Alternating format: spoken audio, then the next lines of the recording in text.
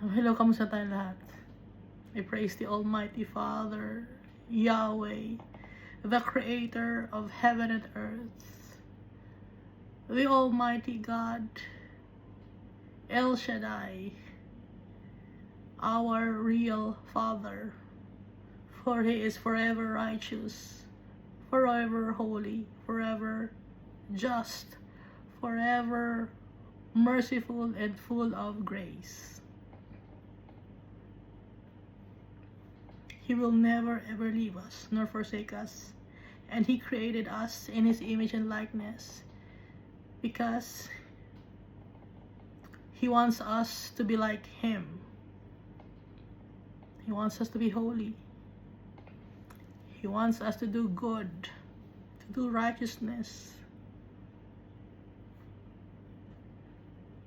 to be like Jesus, because we are His inheritance. And our Father is our treasure, our portion. And I thank my Jesus Christ because He made it happen. Jesus Christ's blood is precious, and because of His precious blood, we are cleansed of our iniquities. And we will be with our Father. We will have joy and peace, and to reign with Jesus Christ in His kingdom that will never end.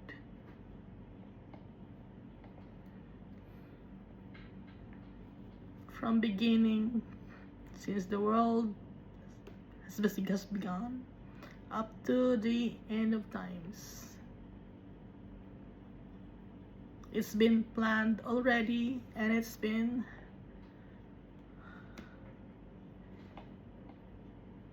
concluded.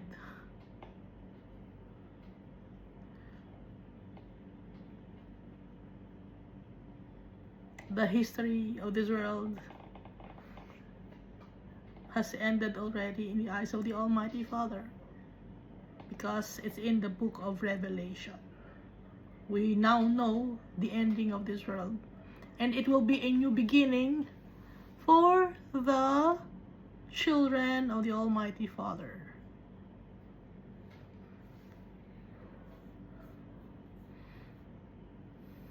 They thank the Holy Spirit for the wisdom and knowledge, for the healing, for the miracles, for the speaking in tongues, for the gift of prophecy, for the gift of discerning different kinds of spirits, for the gift of faith, for the gift of translating different tongues. No? Iba-iba tayo ng gifts. But as followers of Jesus Christ, we must have the fruits of the Holy Spirit. And if we don't have the fruits of the Holy Spirit,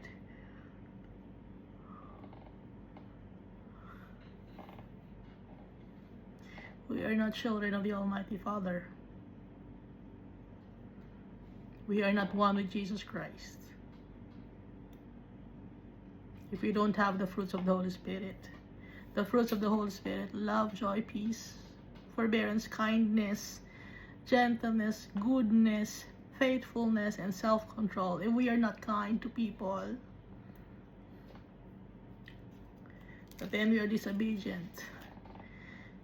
If we don't have faith in the Almighty Father and Jesus Christ, then we are disobedient. If we are not merciful of the people, we are disobedient. If we are greedy, then we are disobedient. So the people who claim that they are children of the Almighty Father, we must have the fruits of the Holy Spirit.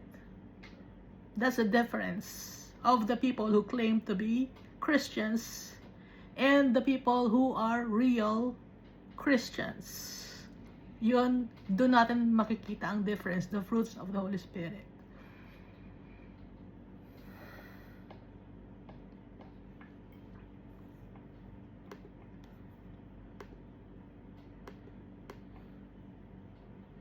And we do not condone wickedness. We do not enable people to do wicked things or abominations. And that's in the book of Romans chapter 1. So last time we read Genesis chapter 22 wherein Abraham's faith has been confirmed. No? But before that, bago tayo i-recap natin itong Genesis chapter 22, ibalik na muna tayo, no? Sa yung kay Lot ulit. Kasi bakit nangyari kay Lot yun? Hindi nyo ba naiintindihan nyo ba't nangyari kay Lot yun? Prior to that, ano nangyari? Nag-aaway ang mga tauhan ni Lot at saka ni Abraham. So, kung nag-aaway ang mga tauhan ni Lot at saka ni Abraham, syempre, nakakasalita ng masasakit. Bakit naman gano'n yung mga tauhan ni Abraham, no? Or bakit magkakaroon sila ng rift, or sometimes may mga salita na hindi maganda. Si Abraham, parang na niyang adopted son si Lot. Pero si Lot parang baliwala sa kanya. He did not fully respected Abraham. Kaya nung pinapili ni Abraham saan ka, kasi humble si Abraham when he dealt with Lot. Hindi at nakita yung pagka-humble ni Lot doon sa nagkakaroon sila ng usapan. Hindi natin nakita yung humbleness ni Lot. Kasi si Abraham, he was like a father to Lot. It's like he adopted Lot already. And the Almighty Father saw it. And then, Lot decided to choose the best land instead of giving it to Abraham. So Abraham, sa'yo na lang tong land na to, yung magandang land na yon. Iyon na lang yun, kasi kaya lang naman dumami ang mga animals ko or nagkaroon ng treasure is because of you. Dahil walang-wala naman talaga si Lot. He was an orphan.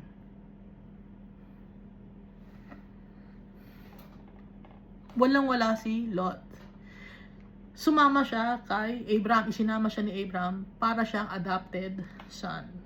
So, kaya dumami rin ang kanyang mga properties, ang kanyang mga, nagkaroon siya ng mga servants, nagkaroon siya ng mga tauhan. It's because of Abraham. And then, he was not grateful of what Abraham did to him. So, ang point doon is dapat parang father mo si Abraham, you must respect him. Hindi yun nagawa ni Lot. Instead, he chose the best land. Tsaka nagkaroon ng rift yung kanilang mga servants. Dapat, pinagsabihan ni Lot, ano yan? Si Abraham yan. Uncle ko siya. Huwag niyong awayin. Dapat gumanon si Lot, no? Doon sa kanyang mga servant. Pagsabihan yung kanyang mga servant. Dahil nga, si Abraham, respetado. At, mahal ni Almighty Father. Kita ni Almighty Father lahat. Kaya nangyari kay Lot yon. Kaya dito sa Genesis chapter 19, that was the last time that Lot was mentioned. At kaya lang siya sinave ni Almighty Father was because of Abraham. So nagkakaintindihan na tayo dun, ano? Sino bang kausap ko? Naiintindihan nyo ba? Ako yata na ako naiintindihan. So, yun, kaya ganun ang nangyari kay Lot, okay? And then, dito naman tayo sa Genesis chapter 21, no? I-recap ulit natin yung si Genesis chapter 21 when Isaac was born. So, pinaalis na nga itong si Hagar and Ishmael because Ishmael was mocking Sarah.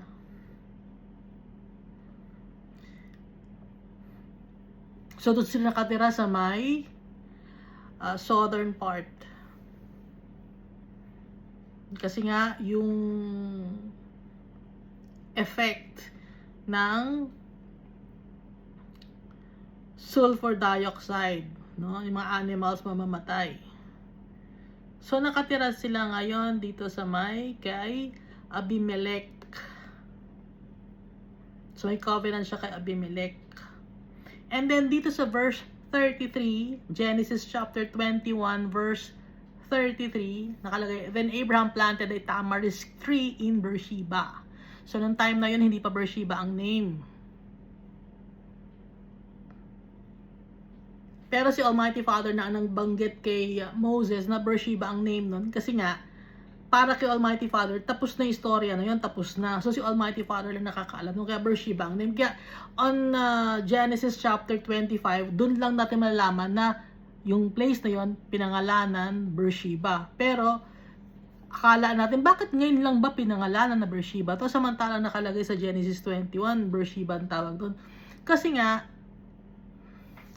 pag ganon, yung kwento ni Almighty Father, Beersheba. Kaya, para ba distinguish na Beersheba yon? Kasi nga, nung time nung, may certain time, na nung time na yun, Beersheba ang tawag. Kaya, dito na sa Genesis, kahit mismo sa bandang harap ng Genesis chapter 21, Beersheba na ang tawag to identify the place.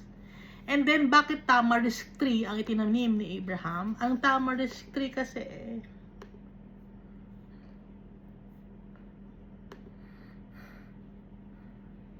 ibig sabihin ng puno yun, ano? Malaking puno, umaabot ng mataas na puno.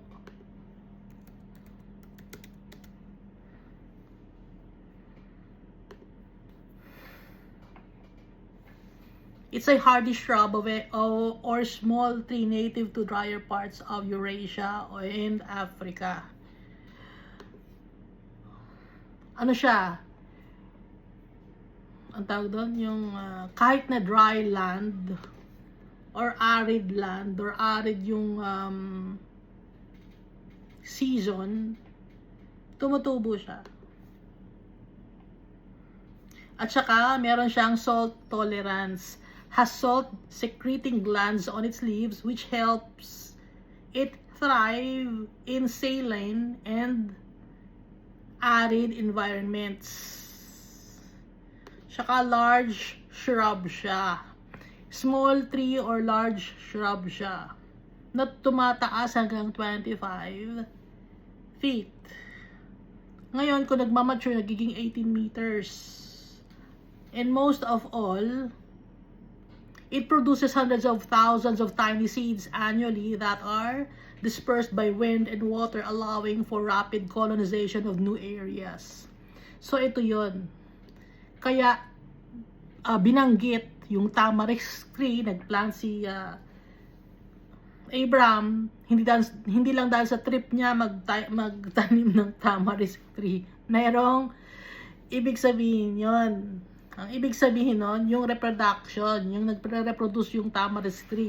Marami siyang nare-reproduce kasi marami siyang mga tiny seeds na taon-taon nagdi-disperse sa dinadala ng hangin at ng tubig sa ibang-ibang lugar. Okay? At saka yung ugat niya malalim. So yun yung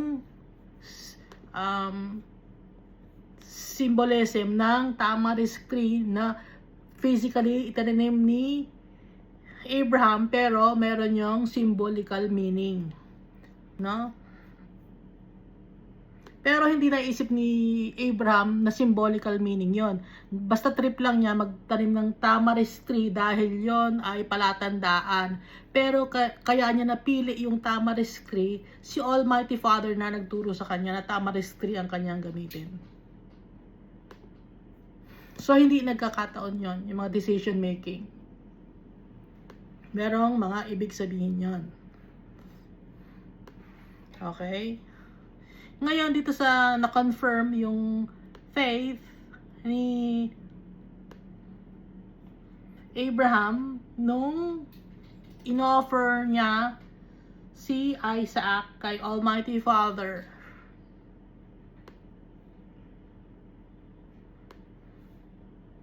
Na willing si Abraham to give everything that he had to the Almighty Father. At doon na laman ni Almighty Father that Abraham was faithful to him.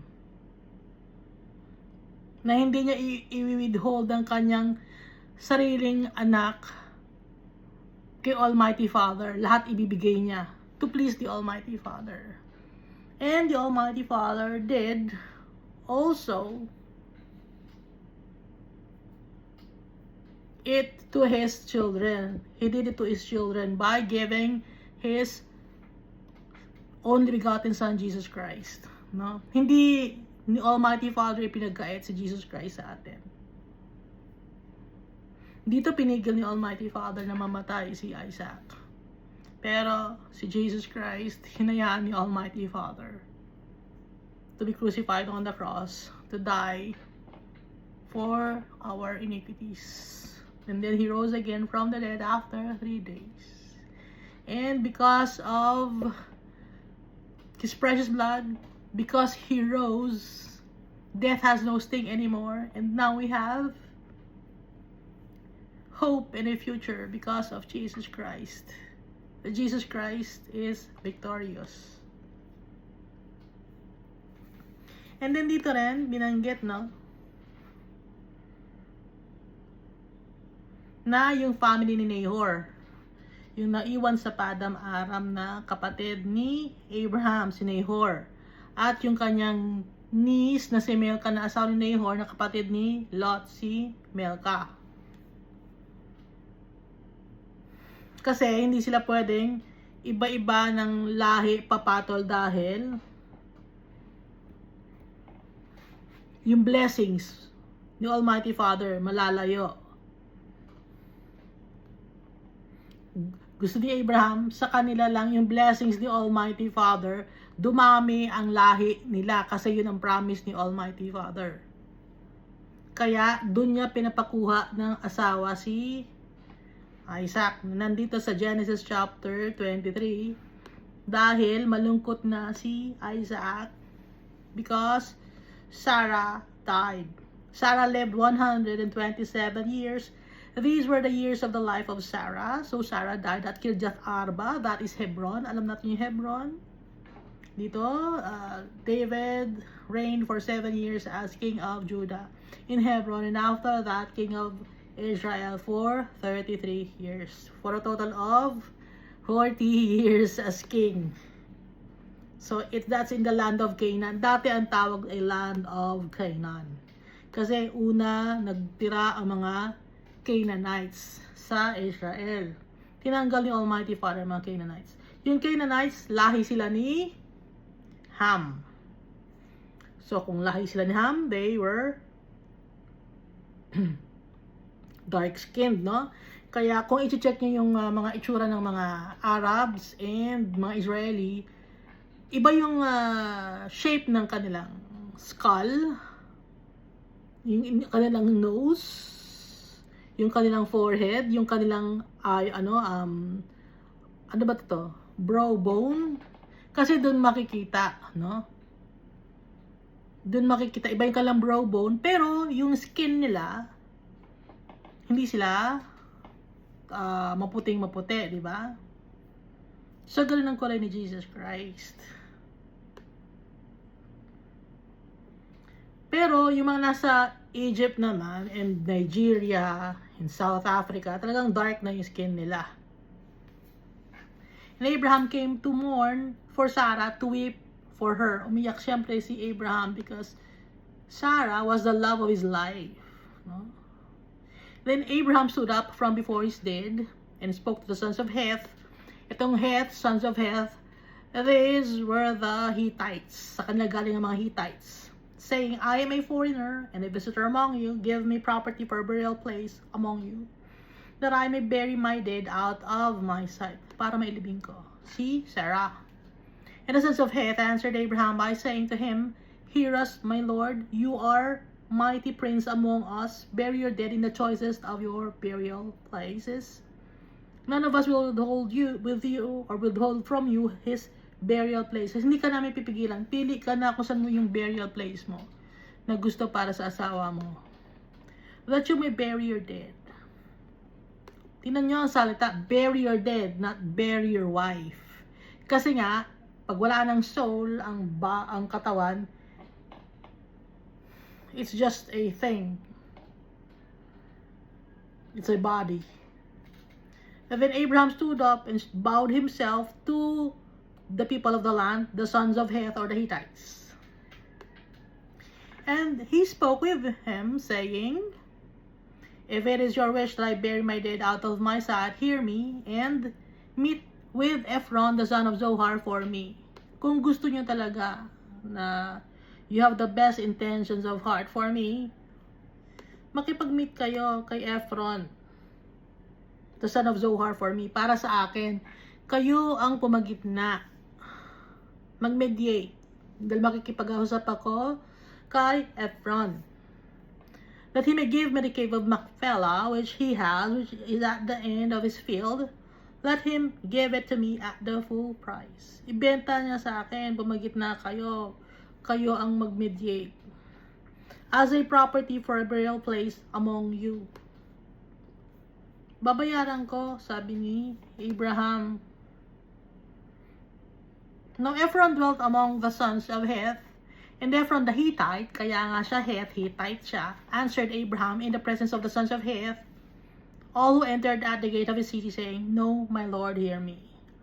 I give you the field that the cave that is in it, and the cave that is in it, may cave yon.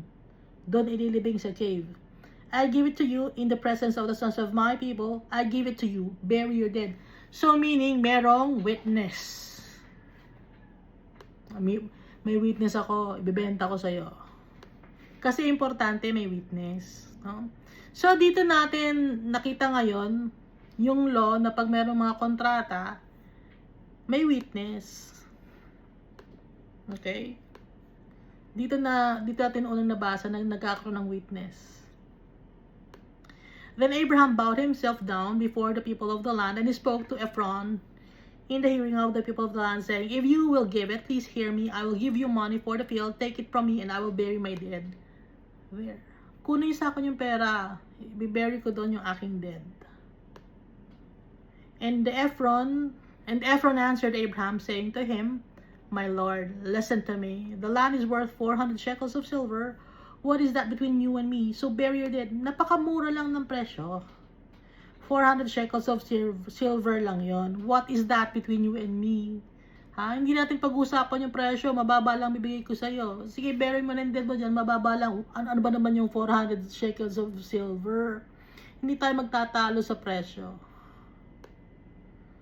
And Abraham listened to Ephron, and Abraham weighed out the silver for Ephron, which he had named in the hearing of the sons of Heth. Nadidinig ng mga Hittites, no? May mga witness, no? May nanonood na mga sons of Heth. Ha? 400 shekels of silver, currency of the merchants. Yun ang pera ng mga nagtitrade or nagbi-business. Binayaran, 400 shekels of silver. Yung cave. Nasa Hebron. So the field of Ephron, which was in Machpelah, which was before Mamre, alam natin yung Mamre, di ba? Kasi matami ng taon ang nagdaan. So, 37 years na ang nagdaan, or 37 years na ang nagdaan. So, wala na yung effect ng sulfur dioxide or sulfuric acid sa lugar ng Sodom and Gomorrah. Hindi na masyadong maamoy. Hindi na potent, no? As compared nung unang sinunog yung Sodom and Gomorrah.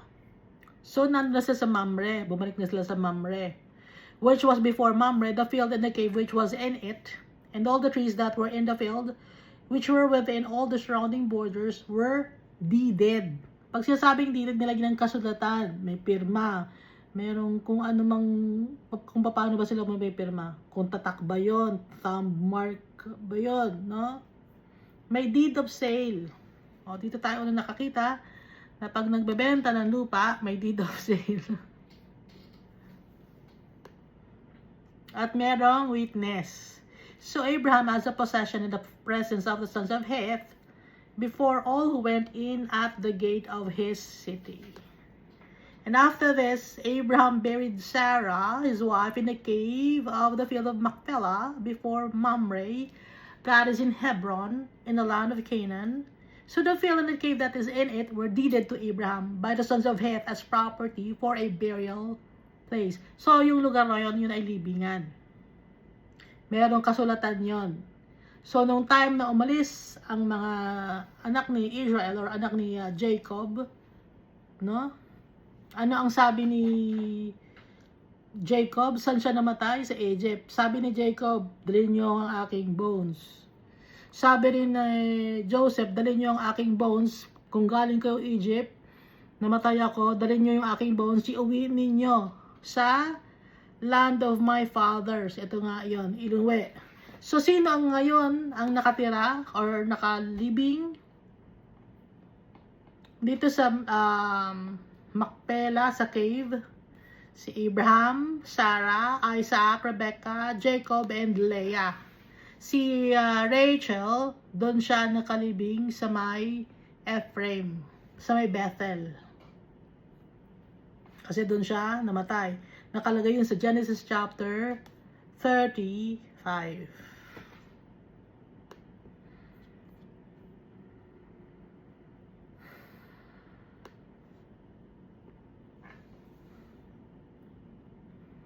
So, wala na si Sarah. So, kung wala na si Sarah, si Abraham, free na siya. Wala, ano na siya, widower na si Abraham. Kung widower na si Abraham. Hindi siya hindi siya kumaliwa kay, kay Sarah. Nangyari lang na nagkaroon siya ng anak kay Hagar. It's because of Sarah also. So, pinilit lang siya ni Sarah nung time na yon. Pero ito, syempre, widower na siya, no? Now, Abraham was old, well advanced in age. So, at this time, he is 140 years old na. And the Lord had blessed Abraham in all things. So, marami na mga properties. Si Abraham, isa lang kanyang anak. So, Abraham said to the oldest servant of his house, who ruled over all that he had, please put your hand under my thigh.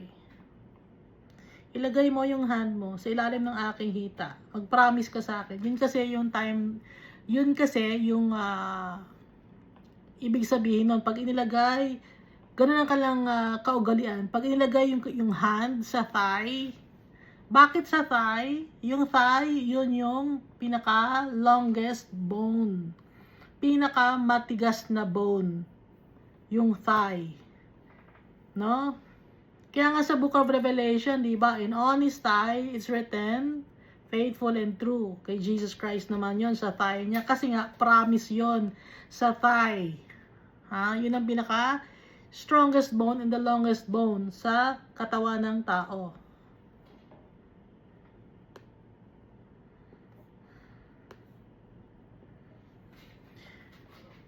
Bakit ko alam?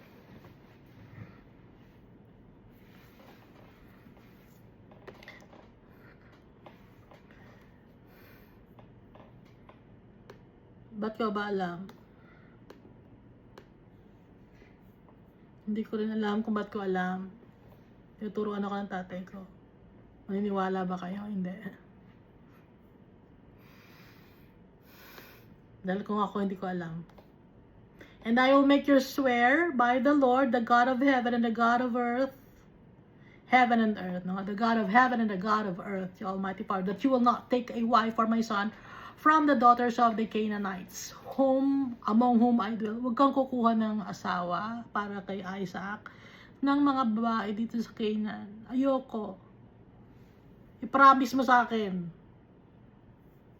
Put your hand under my thigh. I-promise mo, wag mo bibigyan siya ng asawa ng Canaanite. Kasi iba ang kanilang culture. Iba ang kanilang beliefs. May beliefs na idolatry, no? And yung mga iba-ibang mga false gods. But you shall go to my country and to my family and take a wife for my son Isaac. So, yun saan yung country niya? Kung saan siya galing? That's Padam Aram. Sa lugar ng father, Haran. Sa lugar kung saan pangalan ng tatay ni Lot, Haran. No? Na Padam Aram, no? Syria. and take a wife for my son Isaac, na Ur of the Chaldeans, no? Doon din yon, around the vicinity lang yon, i-check nyo sa mapa. And the servant said to him, perhaps the woman will not be willing to follow me to this land. Must I take your son back to the land from which you came? Paano kung yung babae nakukunin ko sa Haran, kay Nahor, sa Padam Aram, hindi sumama sa akin? Ano ang gagawin ko? Ganito ba? Dadalhin ko ba si Isaac doon sa lugar kung saan ka galing? Verse 6, but Abraham said to him, beware that you do not take my son back there. Mag-ingat ka, hindi ko ibabalik yung anak ko doon, wag mong ibabalik doon yung anak ko doon. Bakit?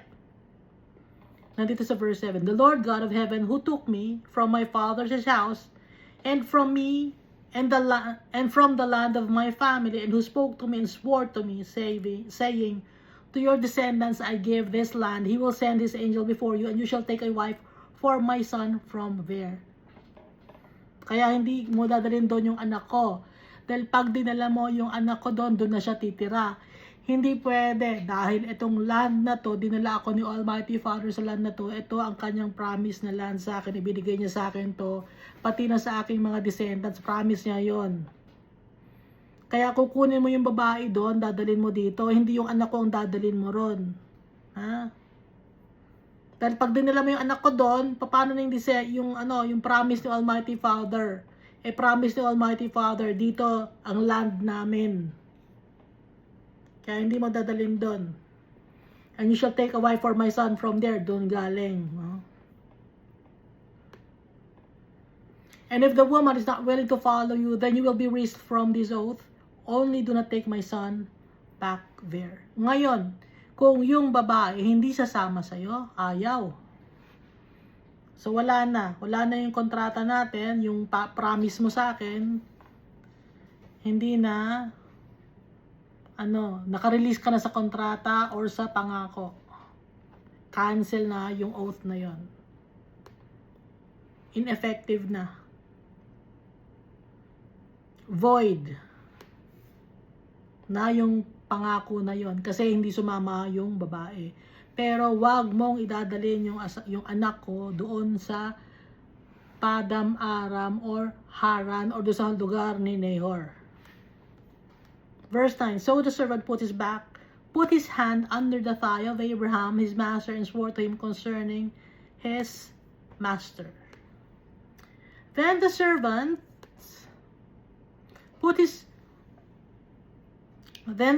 took 10 of his master's camels and departed, for all his master's goods were in his hand. So itong servant na to, hindi lang siya mag-isa, kasi meron pa siyang dadalang mga 10 camels. May mga 10 camels, meron mga gifts na dala-dala yon. At saka, meron din yung mga kanilang mga pagkain, kasi malayo yon. At aabutin siya ng mga 15 days. Or isang buwan. No? Kasi di ba malayo yon? I-check nyo sa mapa kung magka-camel lang, tapos maglalakad, napakalayo yung pwede makainom ng kape.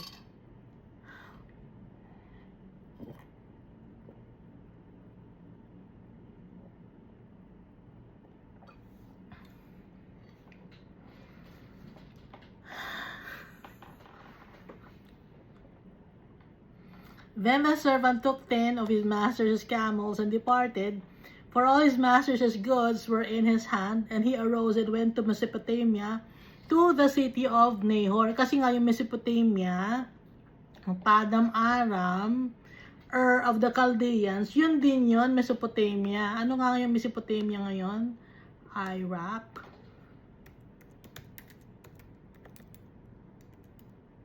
Hindi mo pisado. Iraq.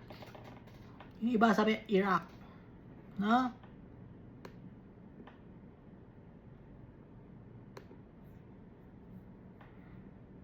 So doon sila originally galing, si Abraham. Kaya kamukha nila yung mga nasa Iraq, tsaka Iran yan. Magkakamukha sila.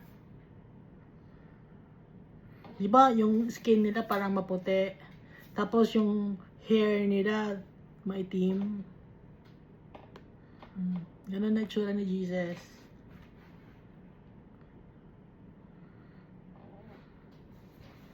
Verse 11, and he made his camels kneel down outside the city by a well of water at evening time, the time when women go out to draw water. So nakarating na sila dun sa lugar na yon. Ngayon, kabado itong servant na to.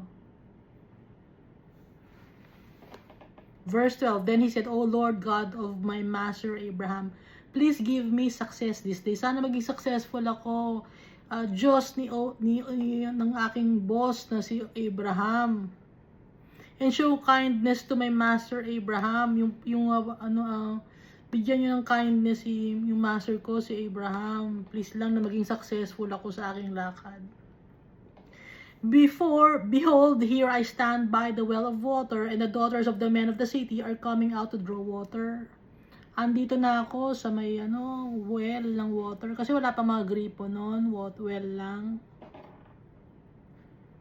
Yung mga babae nag-iigib ng tubig sa kanilang mga jar or jug. Yung time na kuha na ng tubig. Now let it be that the young woman to whom I say, please let down your pitcher that I may drink. And she says, drink, and I will also give your camels a drink. Let her be the one you have appointed for your servant Isaac. Sana siya yung ma-appoint. Yun ang sign na siya ay ang magiging asawa ng aking master ni si Isaac. Yung babae na magbibigay sa akin ng tubig at yung magbibigay rin ng tubig sa aking mga camel. Yun ang sign. And by this, I will know that you have shown kindness to my master. Yun ang prayer ng servant kay Almighty Father. So nakikita nyo na, pag ang master ng isang household, maayos, pati yung mga servants maayos din. Ha? Kung ang master ng isang household ay wicked, yung mga servants wicked din. Kaya tinan mo yung servant na to, maayos siya, nagpipray siya kay Almighty Father. Kasi nga yung master niya, si Abraham, faithful to the Almighty Father, yun ang ginagaya. Okay? Kaya ba, sino bang ginagaya ninyo?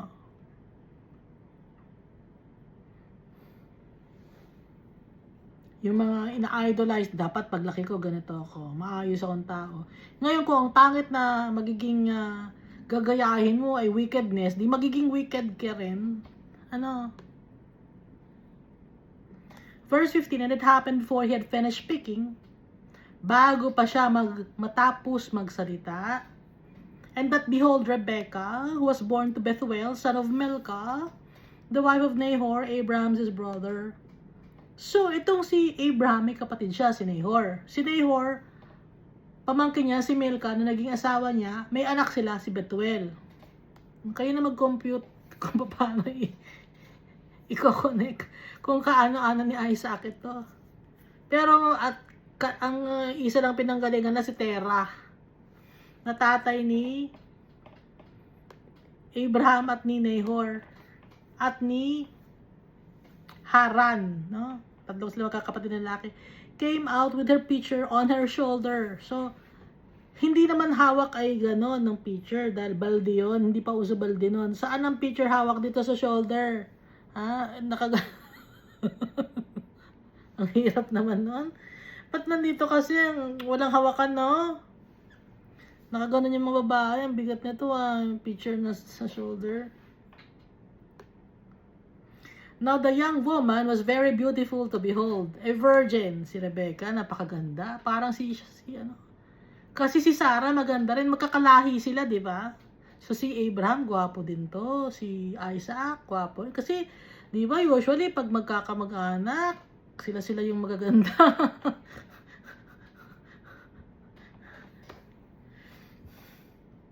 Tapos pag may nahalo na ibang itsura, di ba? Hindi parang hindi ating kamag-anak niya.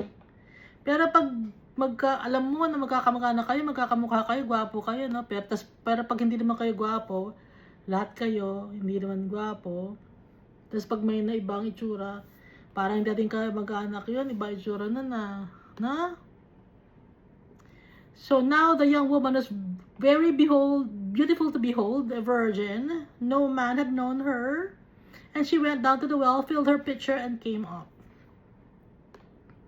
And the servant ran to meet her and said, "Please let me drink a little water from your pitcher." Pwedeng makahingi ako ng tubig sa iyong pitcher? So she said, "Drink, my lord." Then she quickly let her pitcher down to her hand and gave him a drink. So nung nandito nakalagay yung pitcher, bigat yon. Ibinaba niya yung gano'n. Kasi napainom niya sa kanyang pitcher.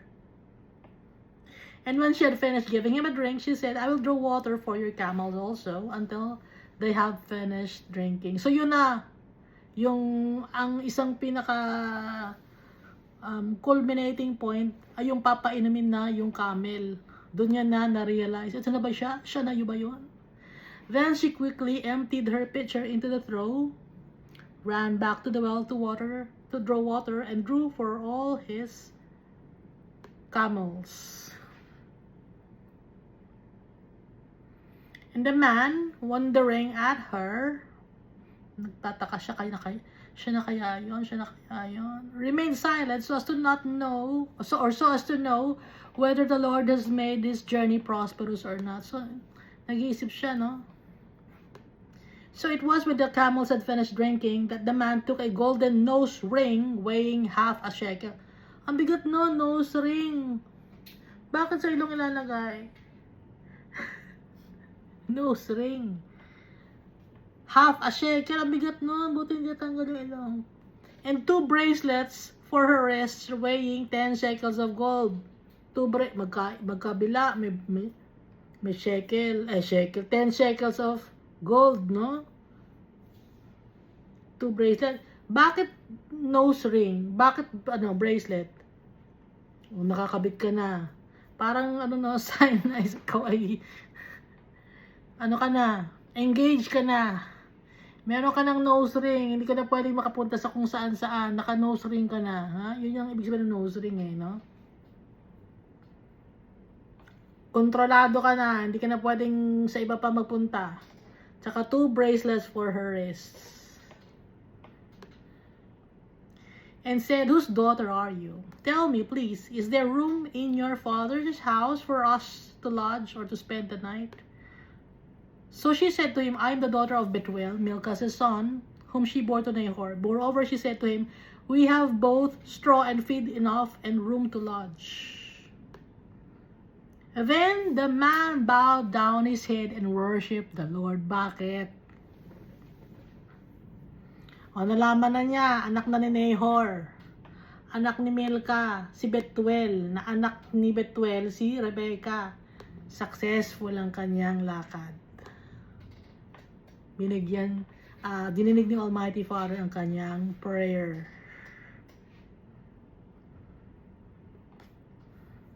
And he said, "Blessed be the Lord God of my master Abraham, who has not forsaken his mercy and his truth toward my master. As for me, being on the way, the Lord led me to the house of my master's brethren." Si Almighty Father na nagturo sa akin. Wala na akong pinuntahang iba, diretso na agad. Sakto na agad ang pinuntahan ko. Galing, no? Doon na agad sa kapatid ng aking master ako pinapunta ni Almighty Father. Hindi na ako naghanap pa ng kung saang-saang paligoy-ligoy na ligaw ako. Hindi na, diretso na agad. So the young woman ran and told her mother's house all these things. Asawa ni Bethuel, yung nanay ni Rebecca. Now Rebecca had a brother whose name was Laban. O si Laban, tandaan din si Laban. And Laban ran out to the man by the well. Si Laban ang father ni Rachel at saka ni Leah. Older brother niya. Baka na meron tong si Laban Nakikisawsaw. si Laban. So it came to pass when he saw the nose ring, itong si Laban, and the bracelets on his sister's wrists, then he heard the words of his sister Rebecca. Thus the man spoke to me that he went to the man, and there stood by the camels at the well.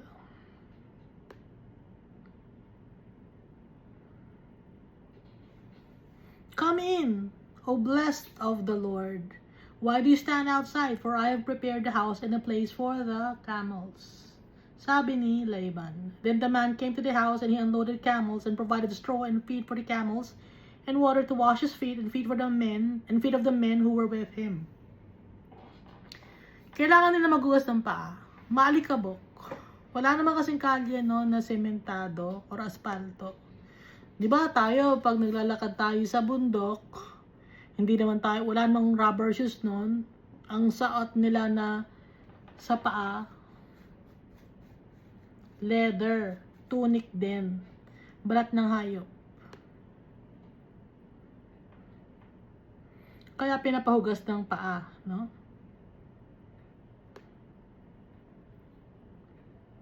So, in-explain ngayon ng servant kay Laban at sa family ni Rebecca. So tayo, pag magpe-pray tayo kay Almighty Father, dinidinig niya ang ating prayer as long as we are truthful and our intentions are good. At si Almighty Father, binibigyan na tayo ng clarity. Ayaw niya tayo nako-confuse. Ngayon, there are times that we are confused pag nagpe-pray tayo. Bakit tayo nako-confuse? Because we already know the answer and we don't want the answer. Pinagpipilitan natin yung sarili natin. Lord, ito ang gusto ko, Lord. Lord, ito ang gusto ko. Pinagpipilitan mo, wag mo na ipilit. Kung hindi ka sinasagot, wag mo na ipilit. Diba ang sabi ni Jesus? Thy will be done on earth as it is in heaven. Tells you Almighty Father, alam niya ang the best sa atin. Ngayon itong servant na to, he was obedient to his master. Sinusunod niya yung kanyang master, yung faith ng kanyang master, kaya siya din, yung faith niya rin kay Almighty Father. Naka-anchor kay Almighty Father dahil nakikita niya sa kanyang master na si Abraham. And the Almighty Father answered his prayers. Up to now, si Almighty Father, He answers prayers. May mga prayers na hindi man ngayon, pero darating yon. May mga promise si Almighty Father and we will look forward to it because our Father fulfills all His promises. Ngayon, kung meron kang request kay Almighty Father, ang sagot, sometimes it's yes, sometimes it's no, sometimes we have to wait. Pero, sometimes alam natin na no na, di ba? Pero pinagpipilitan pa natin. And, ang sasabihin natin kay Almighty Father, yung will mo, Lord, dahil alam ko, Lord, yung will mo para sa akin is for my own good. Tells you Almighty Father, He's good already. Maganda na ang kanyang estado doon kasi He is God. Si Jesus Christ, alam, maganda na. Pero tayo, we are wicked. We don't know any better. And when we pray, we must trust in our Father. Trust in His goodness. He will never let us down because we are His children. Ile-let down ba ni Almighty Father yung tao na ginawa niya, nakamukha niya? Thank you, and God loves us all so much.